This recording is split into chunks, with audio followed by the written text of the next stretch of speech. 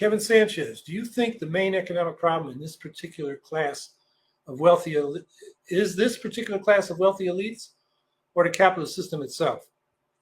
Well, the main problem is the system itself, just its structural tendencies to grow without limit and destroy the environment, to exploit labor as much as it can and increase inequality, and for capitalist states to compete with each other for cheap labor and markets and resources, which leads to war. So all that's within the system itself. Those are fundamental. Now, this particular class of wealthy elites, yeah, I think it's worse than in the past. As capitalism has become, in the United States, more monopolized or oligopolized, and as we become more segregated by class, particularly in the larger urban areas, 50, 100 years ago, the local capitalists that owned a manufacturing plant in town lived in the community and went to civic organizations, the Masons, the Elks, whoever, and mixed it up with working class people. They knew each other. Now they're segregated. They don't know working class people. They dehumanize them in their mind. And that's why, in fact, Ralph Nader pointed this out in his column this week.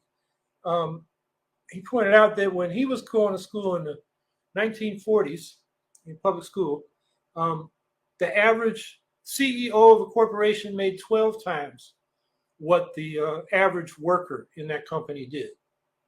Today, it's over 300 times. And he said back in the 40s, any CEO that tried to pay themselves 300 times what the average worker made would have been ostracized by not just, people in the working class, but by other capitalists. They'd say that's just beyond the pale. There were norms. That's what Nader was writing about, how a lot of civic norms have been replaced by commercial norms. And that's what we got now, because those capitalists that pay themselves 300 times or more, they don't have to interact with working class people, even middle class people. They're off in their own segregated, gated community with the very elite. And they don't even feel, what they're doing to their fellow human beings. They're just an abstraction to them. So this particular capitalist class, I think, is worse than the ones we've had in a lot of respects. And of course, the increasing monopolization of wealth is part of a dynamic of capitalism. So you could say the production of this worse capitalist class is a tendency of capitalism itself. But I think, when we, think about what we're going to do politically, we don't just say we got to get rid of this or that capitalist. Elon Musk is an asshole and Donald Trump is an asshole.